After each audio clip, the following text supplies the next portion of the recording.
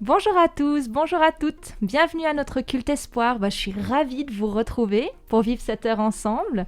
Alors avec nous aujourd'hui Leandro Lopez, mais il me semble que tout le monde t'appelle Léo. C'est ça. Bienvenue à toi. Écoute Léo, tu es pasteur de 2 églises à Genève, l'église adventiste hispanophone étant toi-même argentin. Exact. Et l'église francophone de Vivo, qui est une église qui a la particularité, il me semble, de faire ses cultes les samedis en fin d'après-midi. Est-ce que tu peux nous expliquer pourquoi ce choix ? Oui, quand Vivo est ouvert, on se rendait compte que on ne répondait pas vraiment à un besoin différent que les autres églises à Genève. Et on se disait que le soir, il pouvait répondre à notre public, à d'autres personnes. Et qu'il y a beaucoup de gens qui sont une semaine très chargée et le samedi matin de pouvoir se retrouver à se reposer, ça pourrait donner vraiment ce sens de Shabbat, de sabbat, de vraiment de repos. Et du coup, l'idée c'était que le soir, se retrouver justement pour vivre sa foi, ça pourrait être quelque chose de très bien. Et je pense que le Seigneur il nous a bien guidés parce que finalement, on a doublé le nombre de personnes, Amen. les visites. Le nombre de finances aussi, c'était très compliqué à l'époque et le Seigneur il fait bien les choses. Donc je pense qu'on propose quelque chose de différent que les autres églises sans prétendre qu'on est meilleur ou pire. C'est simplement que je pense que c'est bien d'avoir cette diversité, surtout dans le monde que nous vivons Voilà, aujourd'hui. plusieurs choix disponibles finalement. Exact. Bon Léo, j'avoue que je suis particulièrement heureuse de t'accueillir ici parce que c'est toi qui nous as préparé, mon mari brillant et moi, à notre mariage, alors que tu étais encore tout jeune pasteur. Tout à fait. Et lors d'une de ces réunions, tu nous as partagé une méditation toute particulière qui, moi, m'a beaucoup touchée. Et donc, j'ai voulu t'inviter à venir à cette émission pour que tu puisses partager cette méditation avec nos auditeurs, quoi. Et est-ce que tu peux nous dire en quelques mots de quoi tu vas nous parler, justement ? Je ne sais pas si je vais faire exactement la même chose qu'à cette époque-là, mais je vais parler un peu de justement comment pouvoir écouter notre Seigneur Jésus-Christ et comment, au milieu des difficultés, parfois les faire confiance et savoir s'accrocher à lui en étant persévérant et sachant à qui on peut regarder au milieu de ces difficultés. Moi, je me réjouis de te réentendre en tout cas et puis de pouvoir partager ça avec nos auditeurs. Alors avec nous ce matin également, Laetitia, merci d'être avec nous. Bonjour. Merci à vous de m'avoir invitée. Et avec nous, Marina aussi. Ouais, bonjour. Merci d'être là les filles. Et c'est parti, que le Seigneur nous inspire et nous guide pour faire ce temps de culte, un temps agréable pour Dieu et puis pour nous tous. Merci Amandine. Alors nous sommes dans notre chronique Dieu dans ma semaine. C'est dans l'idée, on essaie de partager comment on vit notre quotidien de foi, concrètement. Alors c'est vrai que depuis qu'on a commencé cette chronique, j'ai à plusieurs reprises parlé de prière parce que la prière, c'est toute ma vie. Je passe énormément de temps à prier dans ma journée. Alors c'est un peu comme un dialogue continuel avec Dieu, des petites phrases comme ça parsemées. Et puis dans ma réflexion encore, cette semaine avec Amandine, je lui disais que finalement je me rendais compte que ma lecture de la Bible n'était pas aussi équilibrée que mon temps de prière et que ça me paraissait quand même assez étonnant. C'est vrai que c'est quelque chose que je vis beaucoup moins et je crois qu'aujourd'hui j'ai davantage envie d'entendre Dieu me parler au travers de la Bible qu'on appelle aussi la parole de Dieu. Et la difficulté que j'ai quand même, c'est que je passe la plupart de mon temps avec Dieu dans ma voiture. Alors imaginez-vous ouvrir la Bible, lire la Bible quand je conduis. Non. Vaut mieux pas, non ? Et dans notre discussion, Amandine m'a rappelé, et ça je l'avais oublié, tu en avais parlé il y a quelques temps, qu'il y avait différentes applications, YouVersion notamment, qui permettent d'entendre la Bible. Alors j'ai fait quelques recherches et puis j'ai finalement choisi de télécharger les psaumes d'un site internet qui s'appelle emcitv.com dans la rubrique Bible en audio. Assez sympa, les textes sont lui-même avec un fond musical, donc ça donne vraiment quelque chose de très plaisant. Moi qui suis musicienne, c'est quelque chose qui me parle bien, un bon support aussi. Et ça me permet d'entendre la Bible quand je conduis, quand je cuisine, quand mes mains sont occupées, etc. Ou mes yeux aussi, mais que mon cerveau peut être en capacité d'entendre quelque chose. Donc si tu es dans le même cas que moi, tu peux entendre la Bible sur une application, YouVersion par exemple, une application où tu peux lire la Bible, mettre tes commentaires, tu trouves des versets du jour, etc. Ou bien tu peux te tourner vers des sites internet, il en existe plusieurs, mais comme emcitv.com, où tu trouves notamment un contenu Bible audio. Alors cette semaine pour moi, ça sera l'écoute des psaumes. Et je crois que la lecture et l'écoute de la Bible nous apportent une vraie richesse dans notre quotidien et une orientation pour notre vie. Ouais, tout à fait. Merci pour ce partage, Marina. Merci. Alors, Laetitia, tu aurais une promesse du jour pour nous. Oui, alors, de nos jours, avec toutes les technologies actuelles, comment se perdre ? Qu'en est-il de cette petite voix intérieure qui bien souvent nous dit si nous sommes ou pas sur la bonne voie ? Vous pouvez l'appeler conscience, logique, Siri ou Alexa, mais je sais très bien d'où vient cette petite voix. La promesse du jour, c'est que Dieu est toujours avec vous, peu importe les circonstances, qu'il est cette petite voix qui vous guide, un peu comme notre GPS.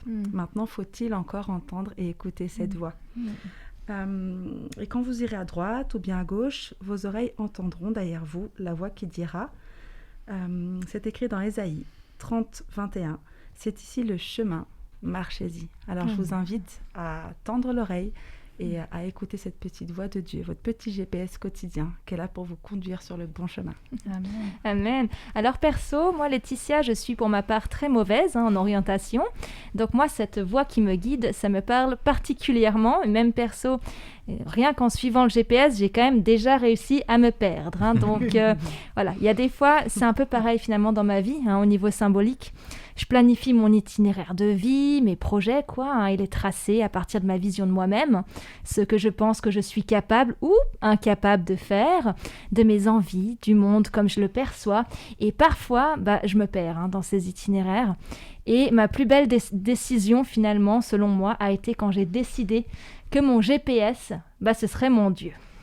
Et ça me fait penser à une chanson de Matt Marvan que j'ai découvert il y a peu, qui s'appelle « Jésus est ». Et j'ai été interpellée par les paroles qui disent notamment « Jésus est l'exemple parfait ». Je comprends de ces paroles que Jésus est celui qui marche et qui me montre le chemin. Et j'ai envie de louer avec toi aujourd'hui Dieu, mon guide, mon GPS, cet exemple parfait. Et je t'invite à écouter et à même à chanter si tu connais ce chant « Jésus est ».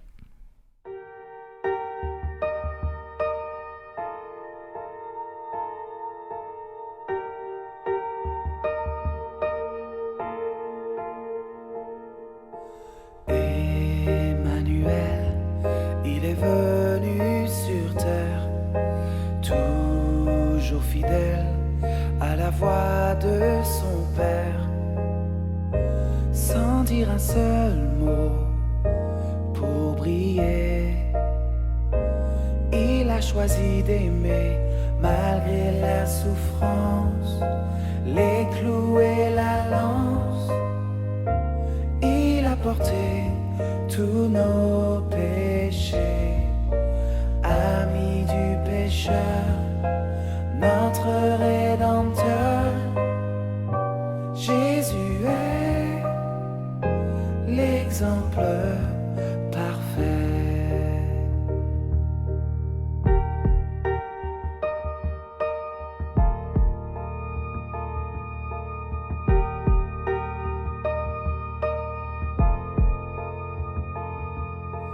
Ressuscité, il a vaincu la mort.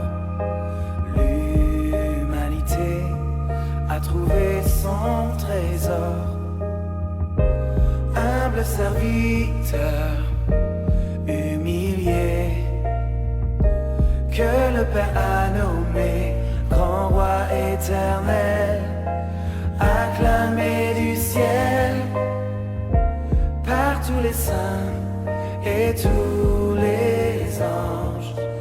À lui la victoire, l'honneur et la gloire. Jésus est le Sauveur parfait.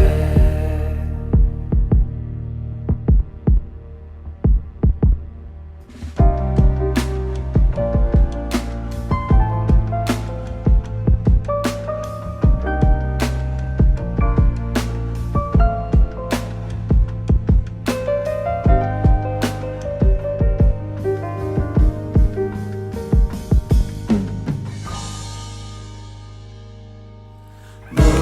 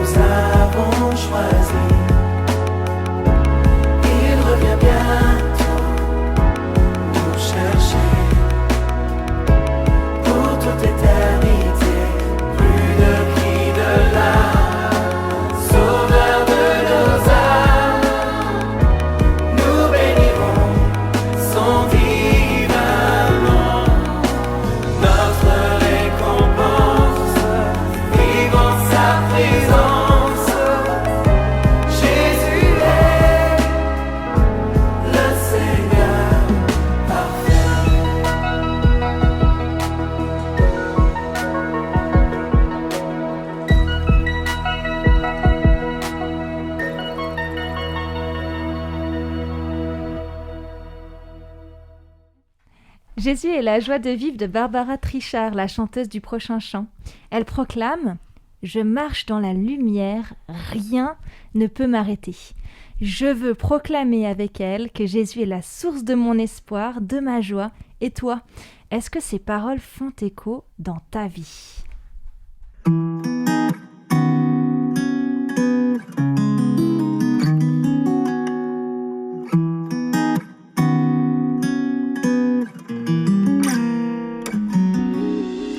Souvent on me demande d'où me vient mon assurance, pourquoi je souris même quand il fait gris, et pourquoi je garde confiance quand tout semble mal tourner.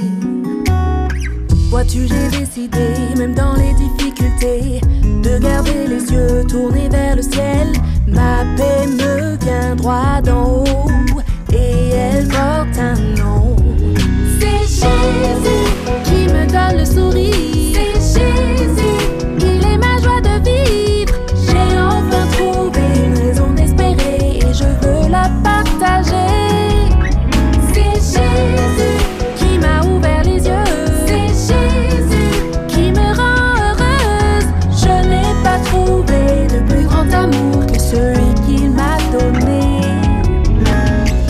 Pourquoi déprimer quand j'ai enfin trouvé le sens de mon avenir et de mon existence? Je marche dans la lumière, rien ne peut m'arrêter.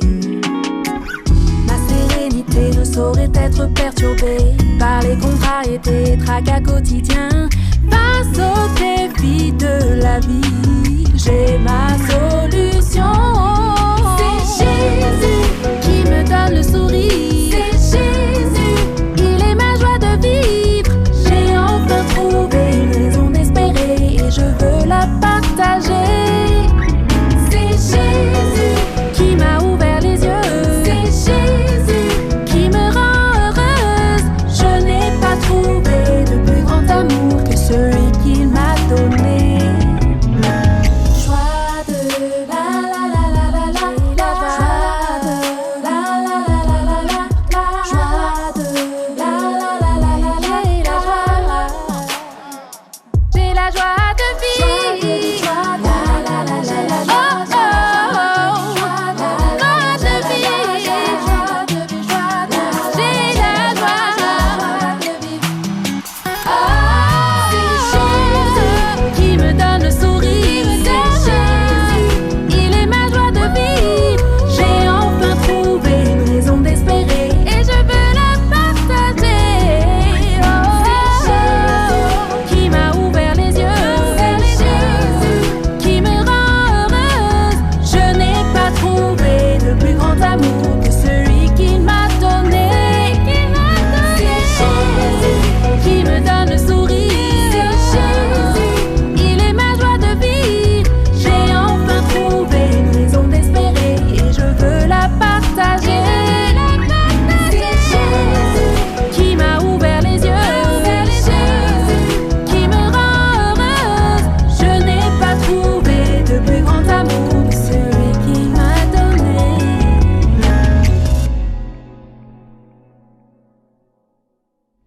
Oui, merci Seigneur pour qui tu es. Merci pour ta présence dans nos vies. Ensemble, nous voulons élever ton nom. C'est ce que « Sois exalté » veut dire. Nous voulons dire haut et fort qui tu es et te rendre toute la gloire. Que maintenant, à travers ce chant, la paix de Dieu puisse te remplir. Que Dieu puisse te révéler qui il est et qui tu es en lui.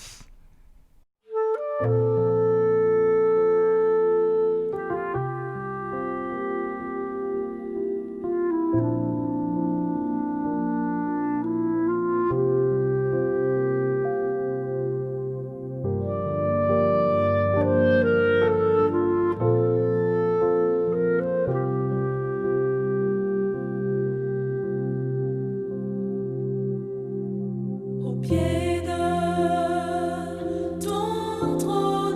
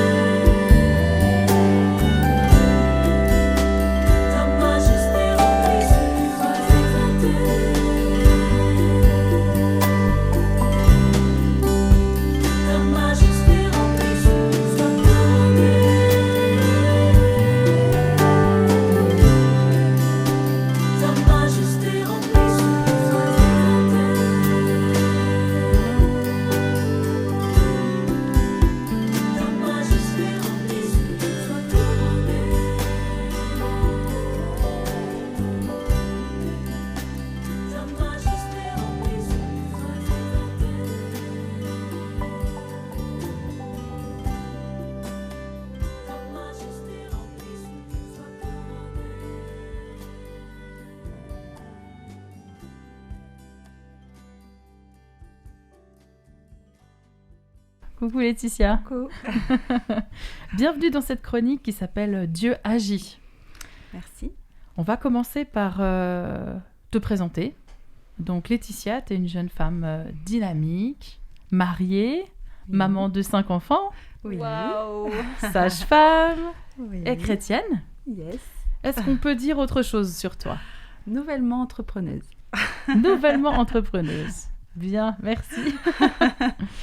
Alors, tu vas nous partager une expérience que tu as vécue, je crois, l'année passée. Oui.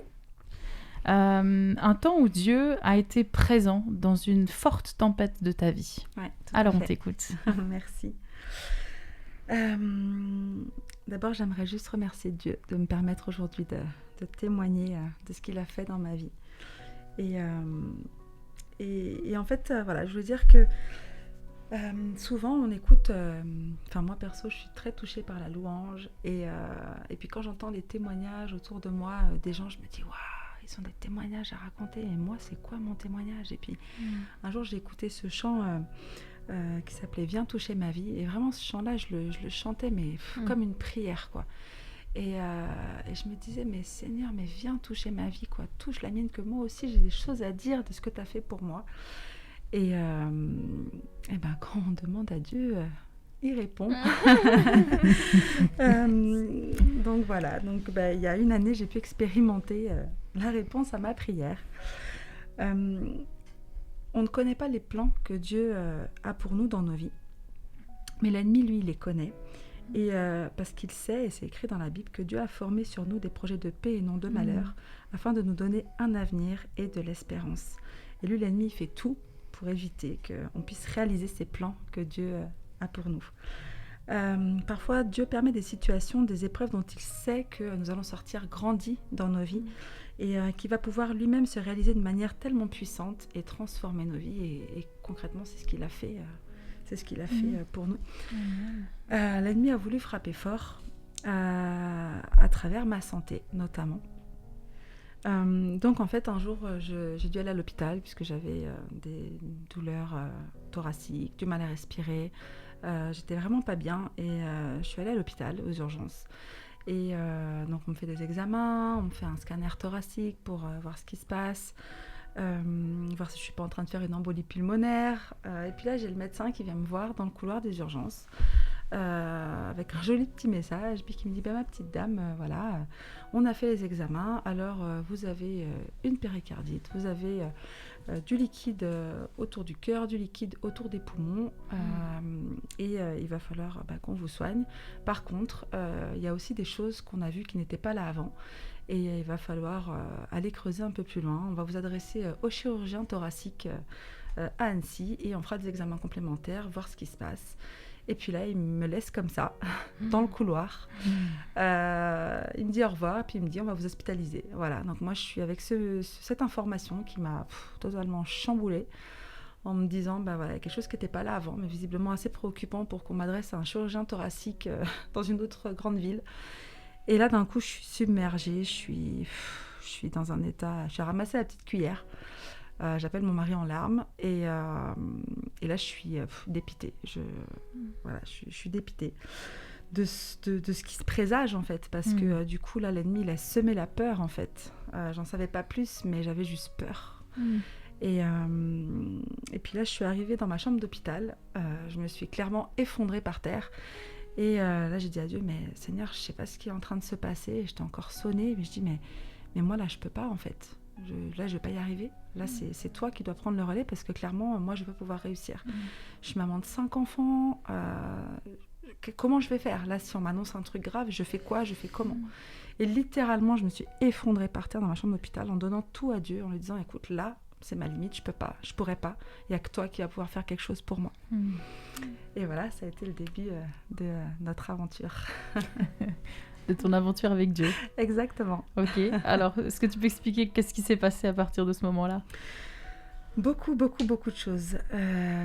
Dieu s'est manifesté de plein de manières différentes dans ma chambre d'hôpital. Déjà, il a placé... donc nous, mon mari et moi, ça fait 12 ans qu'on est tous seuls dans la région ici avec nos 5 enfants.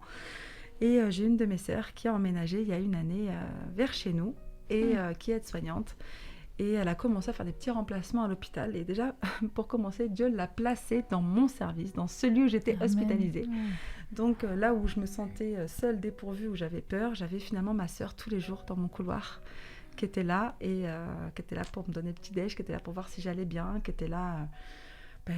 ne serait juste la présence déjà d'avoir quelqu'un, un visage familier. J'ai eu la chance d'avoir aussi mes frères et sœurs de l'église qui priaient beaucoup pour moi. Vraiment, je me suis sentie portée par la prière, mais comme jamais. Je faisais aussi partie du groupe de louanges de mon église, donc avec les musiciens. Ils sont tous venus dans ma chambre, on a prié, on a loué le Seigneur. Les louanges résonnaient jusque dans le couloir de l'hôpital. C'était vraiment un temps extrême de joie. Des temps de prière aussi avec les frères et sœurs où ils voyaient des anges qui me soufflaient dessus, où moi je fermais les yeux et je voyais des millions de bras tendus sur moi. C'était vraiment un temps magnifique en fait. Dans ce que j'ai vécu avec Dieu dans cette chambre d'hôpital, c'était vraiment un temps à part, un temps hors du temps finalement, parce que j'avais une proximité finalement avec Dieu que j'avais jamais eue. Pour la première fois, j'ai vraiment commencé à lire ma Bible en m'y plongeant vraiment. Pas en me disant je m'arrête 2 secondes, je lis ma Bible vite puis je passe à autre chose. Non, pour la première fois de ma vie, j'ai vraiment pu vraiment lire des versets, me les approprier. Et surtout, j'ai pu écrire mes premières louanges. Dieu m'a mis des choses à cœur et il a aussi exacerbé cette créativité en moi. Et voilà, j'ai pu écrire mes premiers chants. Amen, Et oui, c'était un temps vraiment juste magnifique parce que j'avais jamais eu cette proximité avec Dieu et vraiment de se sentir portée comme ça. Il faut vraiment le vivre pour savoir ce que c'est de vivre la gloire de Dieu. Amen. Et tu disais que l'ennemi, tu disais ça souvent, l'ennemi s'est tiré une balle dans le pied quand il t'a amené cette épreuve, en tout cas quand tu l'as vécu. Pourquoi ? Ouais, parce qu'en fait, ce qui s'est passé déjà, c'est que dès que les médecins ont commencé à m'annoncer des choses, en fait, à chaque fois que le médecin ouvrait ma porte, il m'annonçait un diagnostic de plus en plus, de pire en pire. On a commencé par me dire, voilà, donc ce truc qu'on a vu qui n'était pas là avant, va falloir qu'on aille le ponctionner, on va aller voir ce que c'est, on va vous mettre un tuyau dans la gorge, on va aller le chercher. Ensuite, on m'a dit, on va vous faire... passer un PET scan, donc c'est ce scan radioactif pour aller voir si vous n'avez pas des cellules cancéreuses et des métastases. Enfin, à chaque fois que le médecin passait la porte, vraiment, c'était un coup de massue en plus à chaque fois. Et puis moi, je me disais, mais Seigneur, Dieu m'a mis sur terre pour quelque chose, il m'a donné 5 enfants pour quelque chose, c'est certainement pas pour me laisser abattre par l'ennemi et par la maladie. Et puis du coup, je suis partie vraiment en guerre contre l'ennemi.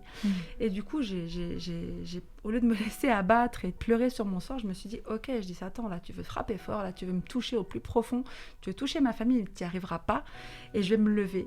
Et avec mon Dieu, on va y arriver. Et donc, du coup, en fait, je parlais toute seule au diable dans ma chambre en lui disant, mais tu n'y arriveras pas, tu m'abattras pas, ma vie, c'est à Jésus que je l'ai donnée. Tout ce que tu peux faire aujourd'hui, demain ou après-demain, c'est avec Jésus que j'irai. Et je disais que oui, c'est tirer une balle dans le pied tout seul. Et clairement, je lui disais comme ça. Et je dis, mais tu t'es tiré une balle dans le pied tout seul parce que tu sais quoi ? Ce que tu es en train de faire, c'est que tu es en train de me lever, tu es en train de me réveiller, tu es en train de lever ma famille et tous les gens autour de moi. Et vraiment, on est parti en guerre contre l'ennemi. Et ça, c'est bon. C'est bon aussi de se sentir puissant comme ça avec Dieu et de dire à l'ennemi... de le rendre, de retourner là où il vient. Et cette bataille, alors, est-ce qu'elle a été gagnée ? Cette bataille, elle a été gagnée. Elle a été remportée haut la main. En fait, ce qui s'est passé, c'est que donc à chaque fois qu'il me faisait des examens, d'abord, j'aimerais juste rajouter quelque chose, c'est que parfois, en fait, quand on traverse la tempête, là, en l'occurrence, pour moi, c'était un diagnostic médical, mais ça aurait pu être plein d'autres choses. Puis, je vous assure, j'ai encore des tempêtes aujourd'hui d'autres domaines. Mais en fait, ce que j'ai envie vraiment de dire aux auditeurs et à tous les gens qui nous écoutent, c'est que de s'accrocher à Dieu, vraiment, parce que de rester fixé sur lui et c'est lui qui va nous tirer vers le haut. Et moi, par exemple, moi, je suis très touchée par la louange, je pense que beaucoup de gens aussi. Mais c'est vraiment quelque chose, moi, qui me tire vers le haut. Et vraiment, je vais vous inviter, quand vous traversez des moments de tempête, parfois on n'arrive pas à trouver les mots, parfois on n'arrive pas même à ouvrir la Bible, parce que des fois on est tellement atteint, tellement touché, que des fois on ne sait même pas comment s'y prendre.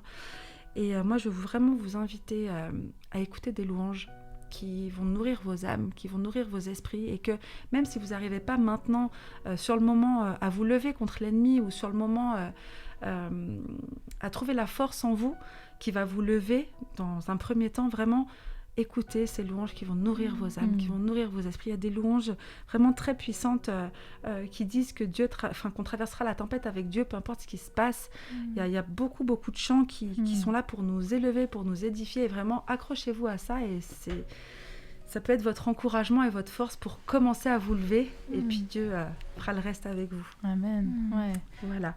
Et donc oui, la bataille a été remportée. Par exemple, quand j'ai fait ce PET scan, ce scan radioactif, le médecin est venu me voir, il m'a regardé et il m'a dit « Vous voyez cette feuille ?» Il m'a montré une feuille blanche. Et il m'a dit « Mais vous voyez cette feuille ?» Je dis « Oui ». Il me dit « Elle est blanche ». Il me dit « D'habitude, j'ai 10 000 choses écrites dessus, mais là, il n'y a rien. Il n'y a rien, je vois rien. Tout est normal. » Et puis là, forcément, je pleurais à Dieu, je le remerciais de tout mon cœur, parce que même moi, même si j'étais en combat vraiment avec Dieu en disant mais oui Seigneur, tu vas m'aider, tu m'as déjà guéri. Et puis vraiment c'était une consigne claire que j'avais donnée autour de moi, j'avais dit aux gens qui étaient au courant de ce que je traversais. Je leur disais mais vraiment parlez pas de maladie, proclamez juste que Jésus m'a déjà guéri, que tous les symptômes sont partis et que tous mes examens sont normaux. Et puis dans chaque examen que je traversais, j'avais un ami du groupe de louanges qui a mis en musique le psaume 23. Et puis du coup, je me chantais ce psaume dans chaque examen que je passais, à chaque endroit, et vraiment ça m'a porté à traverser chacun de ces examens. Et puis quand je suis revenue dans l'hôpital, parce que c'était inter-hôpital ces examens, quand je suis revenue dans le service d'hospitalisation, j'ai dit au médecin « Ah mais regardez, ma feuille elle est blanche, tout va bien, tout va bien ». Puis il me regarde comme ça, il me dit « Mais non mais c'est pas possible, il y a 3 chirurgiens thoraciques qui ont vu vos clichés, les 3 ont dit qu'il fallait aller faire cette ponction, cette biopsie, aller voir ce qui se passe, c'est pas possible que là il n'y a rien ». Il m'a dit « Non, vous sortez pas, vous restez là, on va attendre que le premier radiologue qui vous a fait le scanner revienne pour qu'on refasse ce scanner et pour qu'on voie ce qui se passe ». Et puis mon médecin, je le rendais fou, je lui disais « Mais non, je vous assure, dans le nom de Jésus, je suis guérie ». J'étais dans ma chambre d'hôpital avec mes t-shirts « Jésus pour la vie », c'était mon t-shirt de baptême. Je me baladais comme ça dans mes couloirs d'hôpital. À chaque fois qu'il rentrait, le médecin, il m'annonçait un truc pire. Je lui disais « Non, je vous crois pas, je suis guérie ». Non, vous mentez, c'est pas possible, dans le nom de Jésus. Il en devenait fou, le pauvre. Il voyait les prières de mes enfants sur les murs. Et donc, du coup, quand je suis revenue avec cette page blanche, il m'a dit non, c'est pas possible. Il n'y croyait pas. Et donc, j'ai attendu, j'ai refait cet examen avec le même radiologue. Et toujours en louant mon Dieu à chaque seconde. Et puis là, le radiologue, il vient, il enlève ses lunettes, véridique. Il enlève ses lunettes, il me regarde, il me dit mais je comprends pas, il n'y a plus rien. Il me dit, vous êtes sûr, vous n'avez pas eu de traitement, vous n'avez pas eu... Je dis, mais non, mais tous les traitements, le seul traitement que j'ai eu, c'était un médicament par rapport à la péricardite. Je lui dis, vous avez tout mon dossier? Et non, j'ai rien pris d'autre. Et puis, il n'en croyait pas ses yeux. Il a remis ses lunettes, il est parti. Moi, je suis montée dans ma chambre d'hôpital. Je cherchais le médecin. J'ai dit, vous voyez, je vous avais dit, je suis guérie, j'ai rien, tout va bien. Puis, il m'a laissé partir d'un air, allez, vas-y, rentre chez toi. Parce qu'il ne savait pas quoi me dire, en fait. Mais voilà, moi, je savais. Parce qu'il ne savait pas. Dieu était là pour moi. Et qu'il m'a porté là-dedans, il m'a sauvée. Amen. On sert un Dieu de miracle. Hein. Ouais. Yes. Merci en tout cas Laetitia pour ce témoignage puissant aujourd'hui. Avec plaisir. Ouais. Merci. Et Léandro, est-ce que tu voudrais nous partager maintenant ce que tu as préparé pour nous? Oui, volontiers. Merci pour cette occasion de pouvoir partager aussi ce que je vis avec le Seigneur et comment le Seigneur il nous touche. Je ne sais pas vous quand vous étiez petite, mais il y avait un truc que j'ai détesté quand j'étais plus jeune, c'était perdre. C'était pas facile dans la vie perdre, et peu importe, j'avais un pote à moi qui disait, moi je viens pour m'amuser, mais je m'amuse que quand je gagne, donc il faut gagner. Et parfois je me dis, dans la vie chrétienne, c'est comment? Est-ce que dans la vie chrétienne, comme dans le témoignage qui a été raconté par Laetitia tout à l'heure, est-ce qu'on gagne toujours? Est-ce qu'il n'y a pas des moments de tempête qu'on ne s'attendait pas?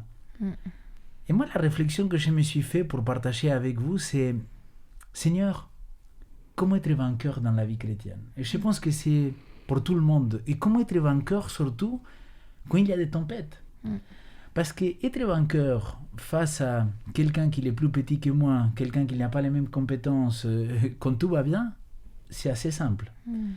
Par contre, être vainqueur devant un géant, être vainqueur devant quelque chose qui me dépasse, là tu te rends compte que tu es impuissant et que tu as besoin d'un Dieu tout-puissant. Donc j'aimerais partager avec vous un texte qui se trouve en Matthieu chapitre 14, à partir du verset 22. C'est l'histoire dans laquelle Jésus-Christ il va marcher sur la mer. Je vais spoiler le texte. Mais il dit, au verset 22, « Ensuite il obligea les disciples à monter dans le bateau et à précéder sur l'autre rive, pendant qu'il renvoyait les foules. Après avoir renvoyé les foules, il monta sur une montagne pour prier à l'écart. Le soir venu, il était là encore seul. Le bateau était déjà à plusieurs stades de la terre, malmené par les vagues, car le vent était contraire. À la 4e veille de la nuit, il vint vers eux en marchant sur la mer. Quand les disciples le virent marcher sur la mer, ils furent troublés et dirent « C'est un fantôme !» Et leur crainte, ils poussèrent des cris. Jésus leur dit aussitôt « Courage, c'est moi, n'ayez pas peur. » Cette histoire-là, il me semble qu'il y a quelques éléments qui sont fondamentaux pour être vainqueur dans la vie chrétienne. Le premier élément, il me semble que se trouve dans le verset 22 et lisez bien ou écoutez bien ce qu'il dit. Ensuite, il obligea. What? Le Dieu puissant, le Dieu de l'univers, le Dieu d'amour qu'on prêche autant, il oblige ses disciples à passer de l'autre côté? Est-ce que ça ne vous interpelle pas que Dieu il puisse nous obliger à faire quelque chose? Alors, je ne peux pas expliquer pourquoi, j'aurais pu, mais on a très peu de temps pour aller droit au but. Et moi, le premier enseignement, c'est que si le roi des rois, le Seigneur des seigneurs, le Dieu tout-puissant est mon créateur, mon père, mon frère par adoption, il me donne un ordre, peut-être la première chose pour être vainqueur, c'est apprendre à obéir. Et je pense que l'obéissance, c'est quelque chose qu'aujourd'hui, il manque énormément dans nos mondes, dans notre société telle que nous la vivons. Chaque fois qu'il y a quelqu'un qui nous dit quelque chose à faire, on se dit, mais attends, mais pourquoi tu te mêles de ma vie? Qui tu es pour me dire ce que je dois faire ou pas? Et j'entends. Par contre, quand tu as une relation avec quelqu'un, que tu sais que cette personne, il t'aime et qu'il souhaite le bien pour toi, je pense que tu vas être beaucoup plus à l'écoute et tu vas obéir beaucoup plus facilement. Et là, maintenant, avec mes enfants, bon, toi, tu as 5, moi, je n'ai que 2. Je le vois avec ma fille. Parfois, elle obéit, pas parce qu'elle a envie, sinon parce qu'elle sait que je suis en train de lui dire le meilleur pour elle. Et je pense que quand nous voulons être vainqueurs, il faut apprendre à obéir. Les disciples, ils vont obéir, ils vont passer de l'autre côté. Et là, il vient le 12e élément. Après avoir envoyé les foules, Jésus, il monta à l'écart. Le soir venu, il s'est mis à prier. Vous voulez le 12e élément? C'est simple, c'est la prière. Et toi, tu as parlé de ça. De te mettre à l'écart dans une chambre toute seule et dire, eh bien Seigneur, là maintenant, c'est entre toi et moi. J'aimerais te dire ce qui ne va pas. J'aimerais te dire comment ça se passe. Alors, c'est très intéressant dans le texte parce que Jésus-Christ, sans rentrer dans les détails de la Trinité, de ces dieux en 3 parties, que c'est tellement compliqué pour nous expliquer. Jésus, il était Dieu, mais il était homme sur terre. Et malgré tout, Jésus-Christ, il prenait le temps de prier à l'écart. Et tu vois, tout à l'heure, tu témoignais et tu disais, moi, je prie tout le temps avec le Seigneur, je parle dans ma tête, je suis comme toi. Tout le temps, je suis en train de parler avec Dieu dans ma tête. Et parfois, à haute voix, les gens ils doivent se dire, lui, il est fou.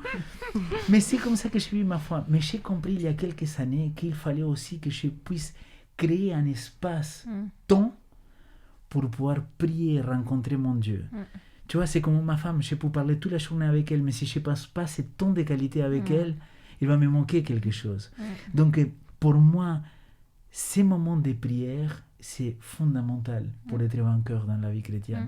Parce que je vais apprendre à obéir à ces moments-là grâce à la prière aussi. 3e élément. Et là, je m'identifie avec les disciples. Au verset 24, il dit qu'ils vont monter sur un bateau.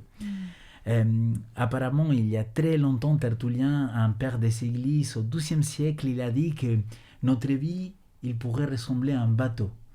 Et qu'on est tous dans une destination en train de naviguer quelque part vers la destination de notre Canaan céleste, quoi, de ces paradis, de ces lieux sans mort, sans péché, sans douleur, sans souffrance, sans maladie, sans Covid. Et c'est très intéressant parce que il dit, ben voilà, quand nous sommes dans dans la tempête, quand nous sommes dans le lac, la tempête, elle arrive et parfois on ne le voit pas venir. Parfois le vent, il souffle à notre faveur, il y a cette brise, il y a le soleil, il fait beau, tout va bien, quoi, comme dans notre vie. Cependant, il y a un moment que le vent il commence à être contraire, les nuages ils commencent à apparaître, et là il y a la tempête qui se déchaîne. Et je pense que dans notre vie c'est plus ou moins pareil. Hein.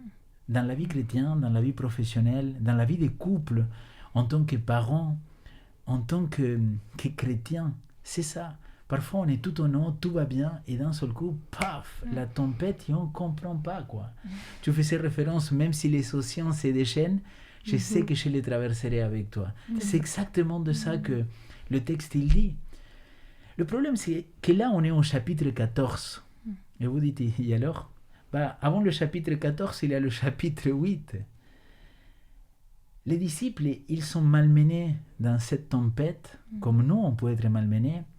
Mais c'est très intéressant que eux, ils avaient eu déjà une tempête dans laquelle le Seigneur il va apaiser cette tempête. Et il était là en train de dormir. Et là, j'imagine que ces disciples, ils se disent, mince quoi, le Seigneur il n'est pas là. Et s'il était là, et combien de fois ça nous arrive dans notre vie qu'on se dit, mais Père, si tu serais là quoi, je ne te sens pas dans ma vie. Et combien de fois ça nous touche au plus profond de nos êtres, parce qu'on se dit, pourquoi je ne peux pas te ressentir en ce moment, Père? Mais là, il y a un détail, pour moi, il y a une perle dans le texte. Au verset 25, il dit, à la 4e veille de la nuit. Quand j'ai étudié le texte la première fois, et je pense que c'est ce que je t'avais partagé, ça fait très longtemps, je me suis dit, mais c'est pourquoi Mathilde prend la peine d'écrire à quel moment de la nuit c'est ça? C'est bête, quoi. C'est gaspiller des paroles pour rien. Alors, les Juifs, à l'époque, ils divisaient la nuit en 4 veilles. De 18h à 21h, c'était une veille. De 21h à 24h, c'était la 12e veille. De 24h à 3h du matin, c'était la 3e veille. Et de 3h du matin à 6h du matin, c'était la 4e veille. Ces disciples-là, ils étaient partis au coucher du soleil et ils commencent à traverser. La tempête se déchaîne et ces disciples-là, ils n'avaient pas peur d'une simple tempête. Si l'eau, il rentrait, il la sortait. C'était si simple que ça. Mais c'est comme nous, quand il arrive un petit souci, un petit rhume, une petite chose dans notre vie, on s'est dit, mais je ne vais pas prier le Seigneur pour ça. Par contre, si j'ai un cancer, oui, là, je dois prier le Seigneur. Qui t'a dit ça? Le Seigneur, il faut le prier dans tout moment. Et à n'importe quel moment et pour n'importe quelle situation. Alors, ces disciples-là, ils se sont déjà qu'ils sont perdus. Ça fait plus de 6, 7, peut-être 9 heures qu'ils se battent au milieu d'un lac qu'il était complètement déchaîné. Et tu vois, dans notre vie, ça pourrait être tout simplement quand on se bat 1 mois, 2 mois, 3 mois, 4 mois, 5 ans, 6 ans avec une même situation. Il n'y a pas de solution. Là, tu as l'impression que Dieu il t'a quitté, que tu as fait quelques fautes ou que tu as commis une erreur pour qu'il ne te répond pas. Et peut-être tu te sens vraiment que tu ne vas pas être vainqueur. Mais c'est intéressant que c'est la 4e veille. Il y a un dicton en anglais que je serais incapable de le dire, mais que avant que le soleil arrive, c'est qu'il y a le moment le plus sombre de la nuit. Jusqu'avant le lever du soleil, apparemment, c'est le moment le plus sombre de la nuit. Et si c'est vrai, et je ne sais pas si c'est vrai, mais on s'en fiche parce que c'est très bien pour le texte. Si parfois nous sommes en train de passer par ces 4e veilles, peut-être aujourd'hui il y a quelqu'un qui nous écoute, qui nous regarde, qu'il se dit, mince quoi, je passe par ces 4e veilles. Ça fait longtemps que je me bats avec quelque chose. Et voilà, je n'arrive pas. Si c'est le moment le plus sombre, dis Alléluia, Amen, gloire à Dieu, parce que c'est là que notre Seigneur Jésus-Christ il va apparaître. C'est dans la 4e veille, dans le moment le moins attendu, c'est là qu'il va apparaître.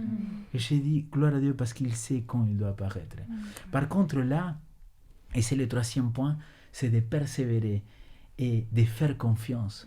Parce que Jésus, il est apparu d'une façon qu'il n'attendait pas. Et ça, je pense que pour être vainqueur, c'est hyper important.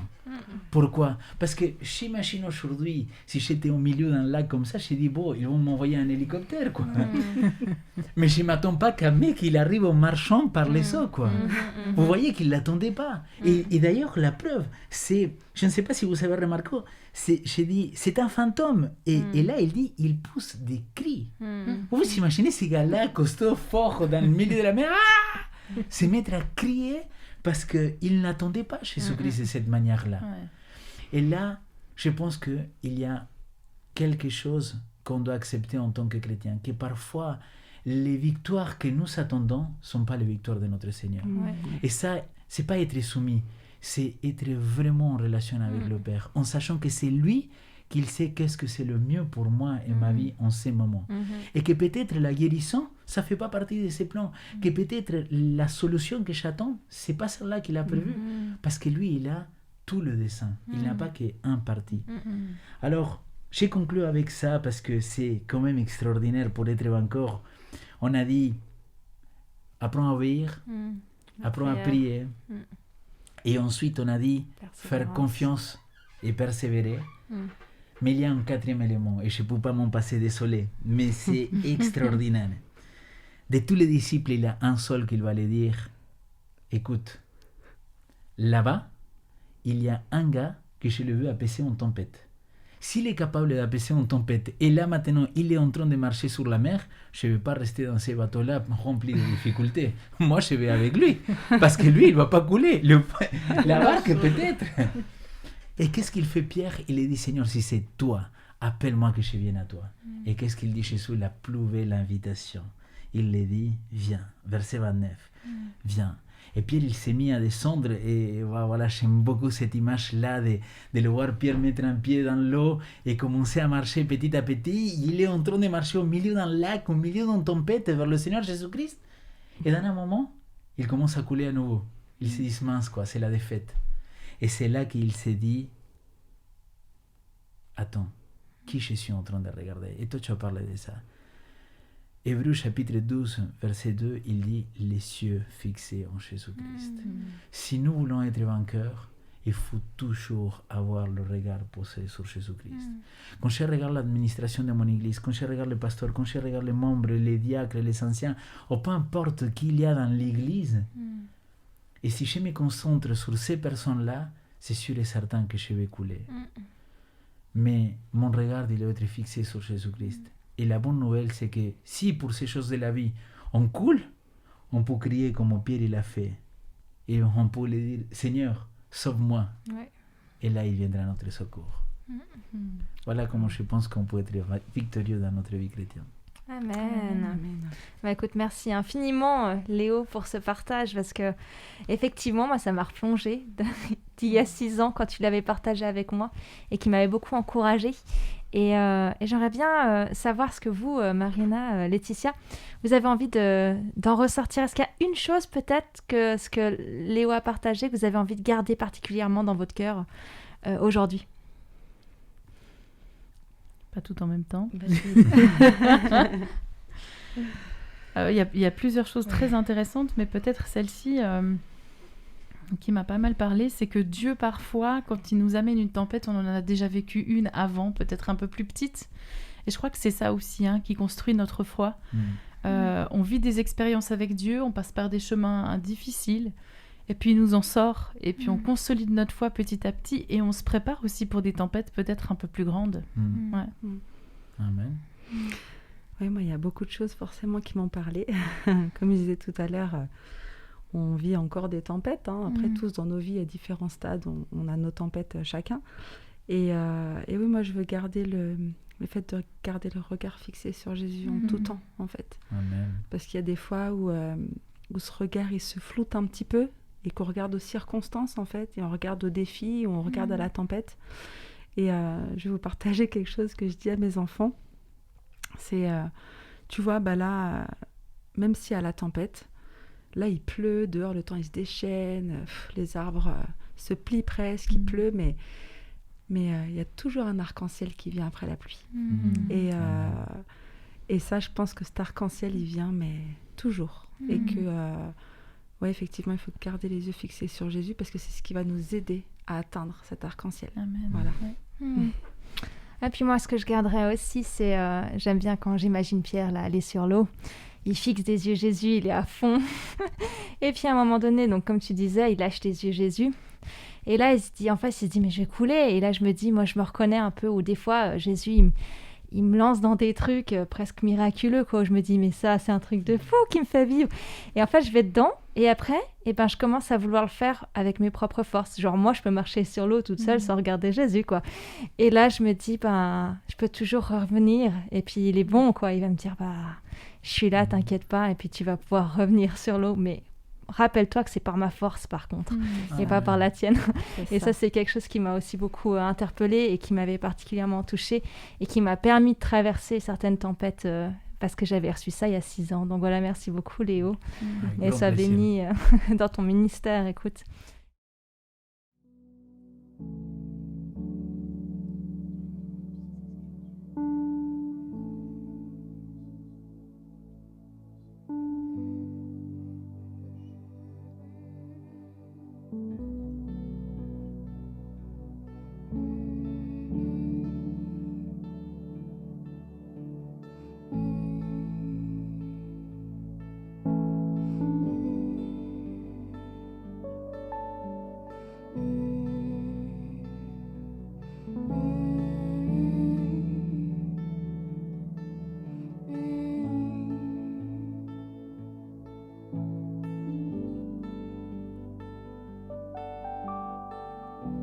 Tu m'appelles au-delà des grands eaux, dans l'inconnu, où les pieds coulent.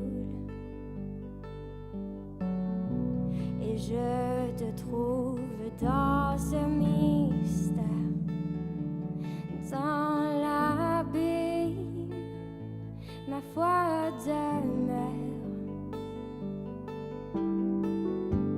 Et j'invoquerai ton saint nom, mes yeux fixés sur l'horizon. Dans les tempêtes, mon âme reposera en toi. Tu es à moi,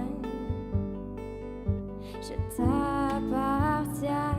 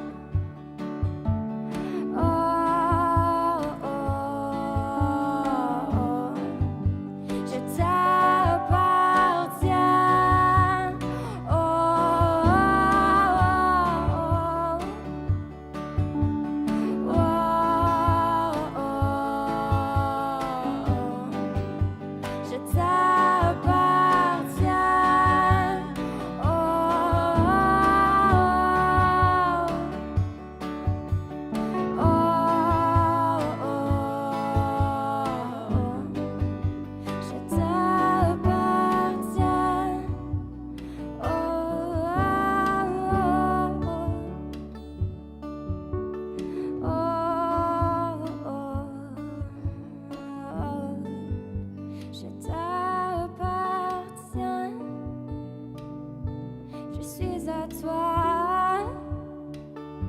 Je suis à toi. Oh, je suis à toi. Je suis à toi. Je suis à toi. Alors, si tu traverses une tempête, si toi aussi dans ta vie il y a les orages qui se déchaînent et que tu ne sais pas trop comment y faire face, si tu ne trouves pas encore la force en toi d'y faire face, je t'invite à te tourner vers la louange. Je t'invite à dire à ton Dieu à quel point tu l'aimes. Je t'invite à appeler ton Dieu pour qu'il vienne t'aider. Et vraiment, peut-être juste de nourrir ton âme avec des chants de louange qui vont pouvoir peut-être mettre des mots là où toi tu n'y arrives pas. Et ces chants, en fait, vont petit à petit t'aider à t'accrocher à Dieu et vont petit à petit t'aider à traverser ces tempêtes et vont être peut-être juste l'essor qu'il va falloir pour que toi aussi tu puisses te lever et tourner un peu plus ton regard vers Jésus et qu'il puisse t'élever et t'aider à traverser ces tempêtes. Voilà. Amen. Belle idée. J'aimerais vous inviter à prier ensemble. Ouais, Seigneur, tu connais nos tempêtes, les défis qu'on a au quotidien. Ces temps où l'eau commence à vraiment remuer et on se sent comme englouti. Les temps où on est dans la peur, dans l'inquiétude, dans l'incertitude aussi. Et où on n'est pas sûr de pouvoir s'en sortir vivant.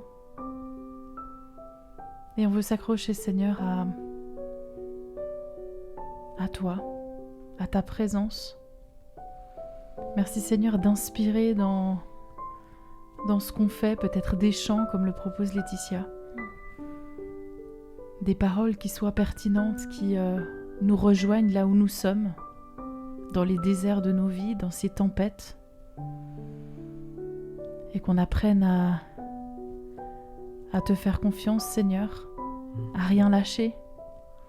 Qu'on s'agrippe, qu'on s'accroche aussi, Seigneur, à ta parole, à la lecture de ta parole, Seigneur. Il y a beaucoup de promesses aussi où tu promets que tu es notre protecteur, celui qui nous secourt, celui qui vient nous relever, Seigneur. Et on veut te faire confiance, on veut apprendre à te faire confiance, Seigneur. Alors merci de ne pas nous lâcher. Ne nous abandonne pas, Seigneur. Continue, merci de continuer à saisir notre main et à nous élever sur des marches qui sont plus sécures pour nous, Seigneur. Ouais, merci pour ta présence parce que tu ne nous lâches jamais. Dans le nom de Jésus. Amen. Amen. Eh bien, chers amis, merci pour ce temps de partage vécu ensemble. Merci Léo pour ce partage qui, je pense, va cheminer en nous cette semaine. Merci Laetitia d'être venue témoigner. C'est bon de voir comment Dieu est un Dieu qui est vivant, qui agit et qui se bat à nos côtés. Soit toi et ta famille, soyez abondamment bénis. Merci Marina pour ces encouragements et ces invitations que tu as pu nous faire aujourd'hui. Et à toi qui nous écoutes, sois béni, sois gardé, sois protégé, sois rempli de paix et d'énergie, renouvelé pour vivre cette nouvelle semaine. Voilà, gloire à toi Seigneur pour ces temps que tu nous permets de vivre. Tout bon, comme on dit chez moi, et à la semaine prochaine.